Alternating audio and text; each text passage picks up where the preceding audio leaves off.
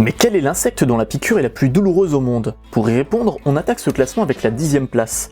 Pogonomyrmex badius, la fourmi moissonneuse de Floride. Elle peut délivrer un venin d'une toxicité de 0,42 microgrammes par gramme, comparable à celle des venins de serpents les plus toxiques.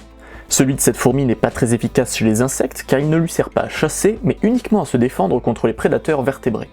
Numéro 9, on passe chez les guêpes avec Polystes erythrocephalus. Celle-ci a une assez bonne réputation car elle consomme un grand nombre d'insectes considérés par l'homme comme ravageurs, notamment ceux qui s'attaquent aux plantes de tabac.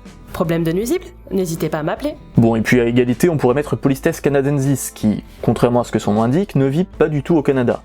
Ouais, vous allez voir que beaucoup d'espèces de cette liste sont néotropicales. 8e place, Dasymuthila klugi. Elle appartient à la famille des Mutilidés, celle qu'on appelle vulgairement les fourmis de velours.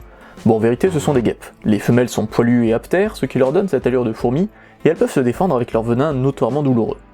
En Amérique du Nord, on nomme les Mutilidés cow-killers, les tueuses de vaches. Même si bon, leur venin est loin de pouvoir tuer une vache. Les mâles, quant à eux, volent pour trouver les femelles et sont inoffensifs. Loser. 7e place, une autre Pogonomyrmex, cette fois-ci l'espèce Maricopa. Son venin très toxique a une dose létale médiane de 0,12 microgrammes par gramme. À titre de comparaison, celle du mamba noir est de 0,25. Mais bon, la quantité de venin délivrée par une fourmi est également très petite, et il faut 12 piqûres pour tuer un animal de 2 kg. Elle est donc pas vraiment dangereuse pour l'homme, même si son venin provoque une douleur intense qui peut durer jusqu'à 4 heures. 6e place, et c'est encore une Pogonomyrmex, l'espèce Cunicularius cette fois-ci. Bon, il faut dire que ce groupe de fourmis moissonneuses, très efficace dans la dispersion des graines soit dit en passant, a été favorisé par les hasards de l'évolution avec un venin bien utile pour se défendre contre les prédateurs.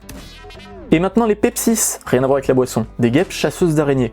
L'effet de la douleur de sa piqûre est relativement court, environ 5 minutes, mais elle est particulièrement intense et empêche de faire quoi que ce soit hormis crier. Ce qui fait que les Pepsis n'ont pas vraiment de prédateurs. Toutefois, ces guêpes n'attaqueront que si elles y sont contraintes, et leur piqûre, en allergie, n'est pas dangereuse pour l'homme. Passons à Vespa mandariniana, le frelon géant, la plus grande espèce d'insectes sociaux connue. La reine peut mesurer jusqu'à 5 cm et demi et les ouvrières font entre 2,5 et 4 cm de long. Cette espèce a la particularité de parfois chasser en groupe pour aller éradiquer des nids de guêpes ou d'abeilles afin de les transformer en garde-manger. Côté venin, ce n'est pas forcément le plus puissant de cette liste, mais il contient des composés qui peuvent endommager les tissus. Et apparemment, d'après des observations au Japon, ces frelons pourraient aussi le pulvériser dans les yeux d'une personne dans certaines circonstances. On monte enfin sur le podium avec Paraponera clavata, la fourmi balle de fusil qui porte plutôt bien son nom. Badass! Sa piqûre peut provoquer des tremblements incontrôlables et des douleurs locales intenses qui durent des heures. Certaines tribus d'Amazonie les utilisent lors de leur initiation rituelle, à l'occasion de laquelle ils vont se faire piquer volontairement. Cependant, comme beaucoup d'autres, cette espèce n'est pas agressive et n'attaque que si elle est stressée. En fait, les Paraponera ne piquent même qu'en cas d'extrême nécessité, puisque la production de venin leur prend beaucoup de temps et d'énergie. Numéro 2, Polystes carnifex, the executioner wasp.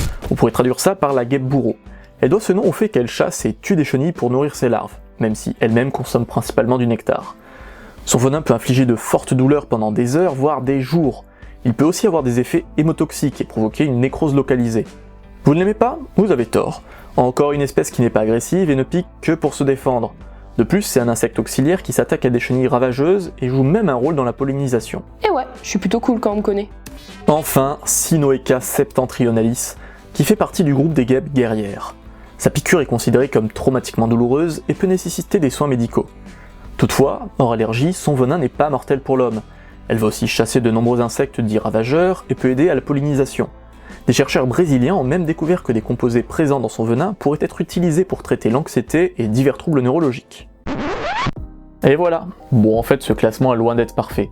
Mais il s'inspire entre autres des travaux de Justin Schmidt, un entomologiste américain qui s'est intéressé à la douleur des piqûres d'hyménoptères, c'est-à-dire le groupe des abeilles, des guêpes et des fourmis. Et si vous souhaitez en savoir davantage, avec du contenu un peu plus sérieux et beaucoup moins putaclic, n'hésitez pas à aller voir la vidéo que j'avais fait à ce sujet. On y parle notamment de l'indice de Schmidt, de la cartographie de la douleur de Smith et d'autres trucs assez sympas. Ouais, enfin cette vidéo elle date d'il y a un moment. Il sort quand le prochain vrai épisode? Eh bien la semaine prochaine, figure-toi. Bon, par contre, ce sera cette fois-ci un épisode un petit peu plus technique et ensuite on reviendra sur des sujets plus simples. Ok, ça roule. Tant que j'ai ma dose d'infos en tomo, moi ça me va. Eh bien parfait, à très vite.